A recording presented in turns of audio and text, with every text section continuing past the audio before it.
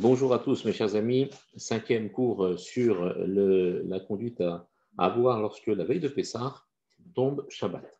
Donc nous avons dit que nous ne pouvons pas manger de matzah la veille de Pessah, pourquoi? Parce qu'on doit laisser cette primauté, cette particularité au soir de Pessah. C'est assuré de manger de la matzah, même de la matzah qui n'est pas shmoura, de la matzah à l'eau, ce qu'on appelle matzah regila, c'est interdit de manger. Tout simplement, on a le droit de manger la veille de Pessah une matzah qui s'appelle Ashira, ou une matzah qui a été transformée. Alors, qu'est-ce que nous dit le Yalkut Yosef? Mutar le echol matzah mebushelet berev Pessah. Une matzah qui a été cuite la veille de Pessah. Ici, il s'agit d'une matzah à l'eau, mais qui a été transformée dans son statut, c'est-à-dire qu'elle a été plongée dans de l'eau, par exemple, de l'eau bouillante. Même pour ceux qui sont en opposition avec cette loi, tout ce qui a été cuit avant Pessah, eh bien, il n'est pas interdit de le manger, à condition qu'il soit caché à les Pessah, bien évidemment, la veille de Pessah. Et même inclus cette matzah que l'on aurait fait bouillir à l'intérieur de d'eau bouillante. Les wadin, les matzah metougenet, et la matzah qui est frite, c'est-à-dire qui a été frite dans l'huile, ça aussi c'est permis de la manger avant Pessah. Pour quelle raison?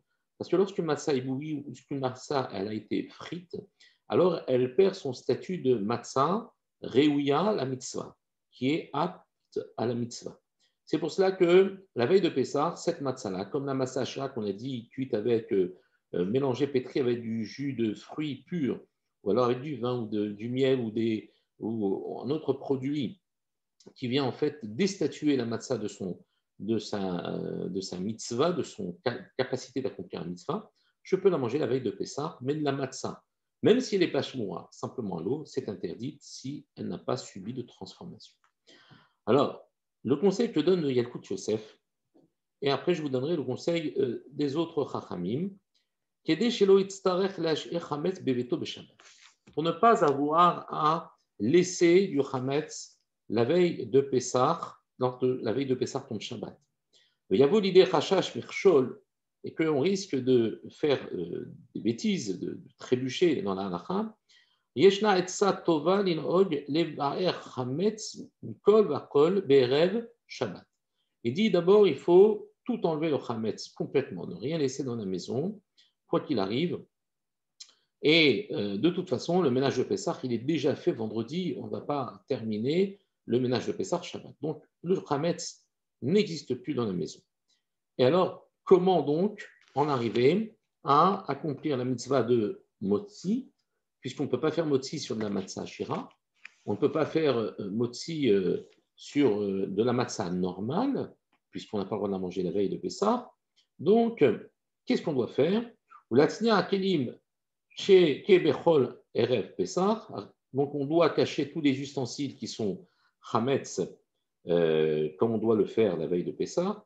Et Kayem mitzvat seudat Shabbat be mitzvat be matzot metugenot o mebushalot.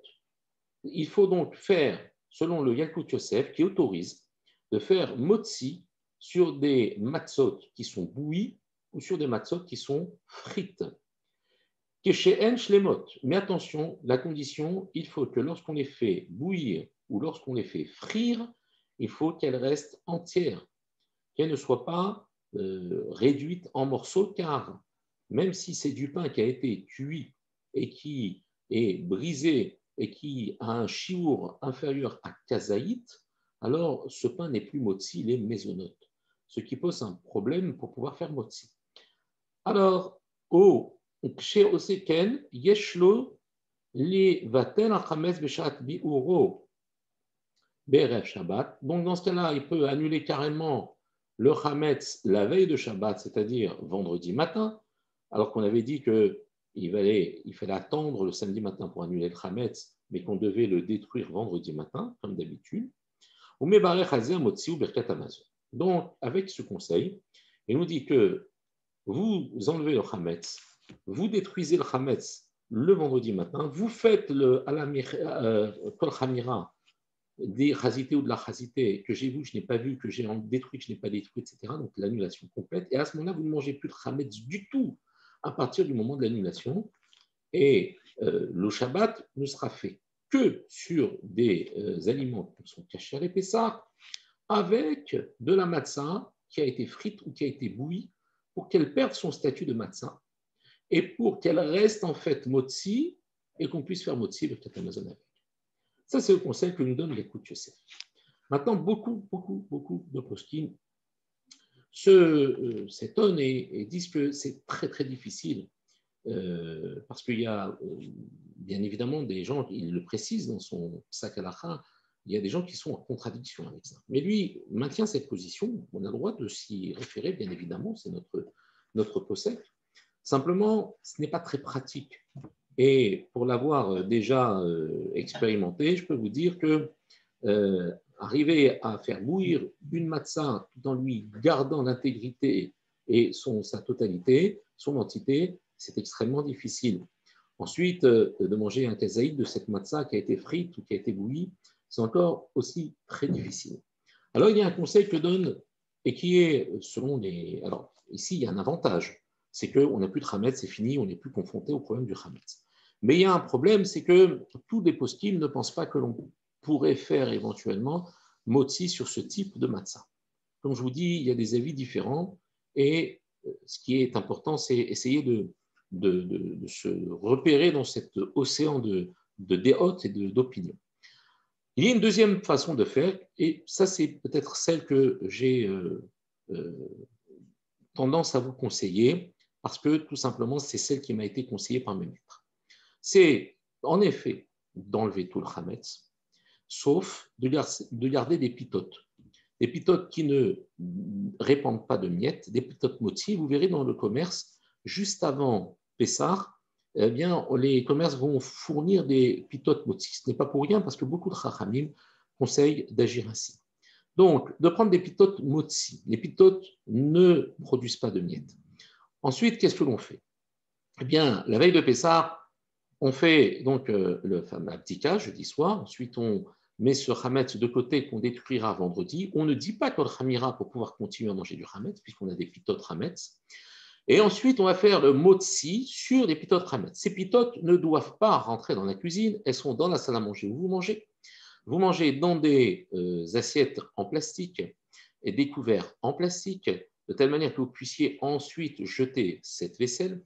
Et vous faites le motzi en mangeant bien évidemment tout ce que vous mangerez à table qui sera produit par votre cuisine, qui sera déjà caché à l'épaissard, sera caché à l'épaissard. Vous mangerez un repas, des poulets avec des pommes de terre ou je ne sais quoi d'autre, de la viande avec des carottes, vous choisissez ce que vous voulez. Mais en tout cas, ces aliments-là que vous allez manger sont cachés à l'épaissard, mais la seule chose, vous allez faire motzi sur des pitotes. Vous ne mettrez pas d'assiette cachée à l'épaissard, vous avez compris pourquoi, parce que sinon, ça va être rendu chametz avec les pitotes. Donc, assiette en plastique, couvert en plastique, verre en plastique, tout en plastique. Ensuite, vous mangez et vous finissez vos pitotes, vous faites birkat Amazon. Donc là, on a, selon tous les avis, la mitzvah de faire motzi sur ce type de pain. On fait birkat Amazon, il n'y a aucun problème. Et en ce qui concerne les petites miettes de pitotes qui restent, eh bien, on les jette à l'intérieur d'un conduit d'un lavabo, de toilette, de telle manière qu'il ne reste rien, on balaye tout et on jette tout ça dans les toilettes, comme ça n'est plus en notre possession. Cette vaisselle que vous allez rincer pour enlever le chametz, vous n'avez pas à la rincer pour la nettoyer, parce que c'est interdit de nettoyer une vaisselle que je ne vais pas utiliser Shabbat, que je vais jeter. Donc, il faut avoir l'intention de la rincer pour enlever les détritus de chametz qui pourraient s'y trouver. Et on la met dans un sac. À partir du moment où elle a été lavée, ce n'est pas interdit de la conserver. Ça ne s'appelle pas du chametz, ça s'appelle simplement quelque chose qui a peut-être avalé un goût de chametz. Et ce n'est pas interdit de posséder ça pendant Pessah, en tout cas pendant les 2 premiers jours de Yom Tov, Shabbat compris. Vous allez donc rincer cette vaisselle et détruire ce qui reste de ce pain. Rien ne rentre dans la cuisine qui soit chametz, c'est uniquement du cachet à l'épaisseur.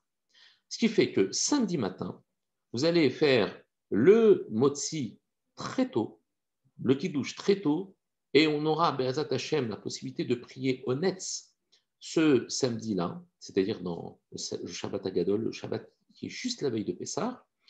On devra prier de telle manière qu'on fasse la Hamida maximum à 7 heures du matin, pour qu'on puisse sortir de la prière vers 8h30, quelque chose comme ça.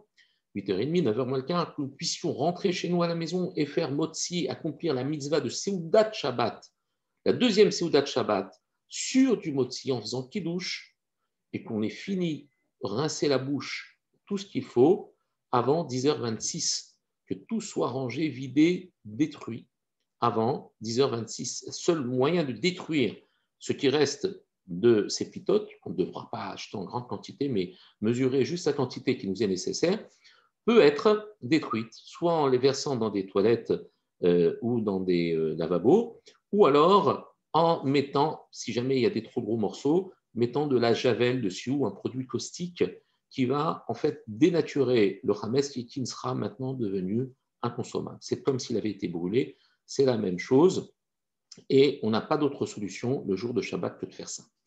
On laisse ensuite ce Hametz dénaturé qu'on ne pourra pas sortir de la maison parce que c'est Shabbat et qu'on ne peut pas porter du domaine privé au domaine public.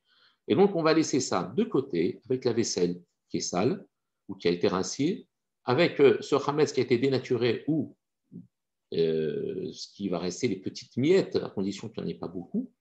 Et on laisse de côté dans un sac qu'on jettera après les fêtes Berzat Hashem, qu'on jettera à la poubelle après les fêtes. De cette manière, même si c'est vrai que c'est un petit peu plus de gymnastique par rapport au fait qu'on est obligé de manger dans des couverts qui sont en plastique, qu'on est obligé de rincer tout ça et de faire l'annulation samedi matin avant l'heure d'interdiction d'en posséder, eh bien, ici, on répond, selon les Chachamim, à la majorité des avis. Et même Rav Ovadia Yosef, il y a le Kout Yosef, qui lui dit que l'on peut faire ça avec de la matzah qui a été bouillie ou frite, eh bien, il n'est pas contre cette possibilité de le faire. Il enseigne ça à des personnes qui, on va dire, pour leur faciliter la tâche, mais si on devait lui poser la question et lui dire, serait-il préférable de faire motzi sur des pitotes ou sur des matzot bouillis en leur laissant toute leur intégrité? Eh bien, je suis persuadé, nous sommes tous persuadés qu'ils répondraient, si vous pouvez le faire sur des pitotes et que vous respectez les règles, il est évident qu'il est mieux de faire motzi et Birkat Hamazon sur des pitotes.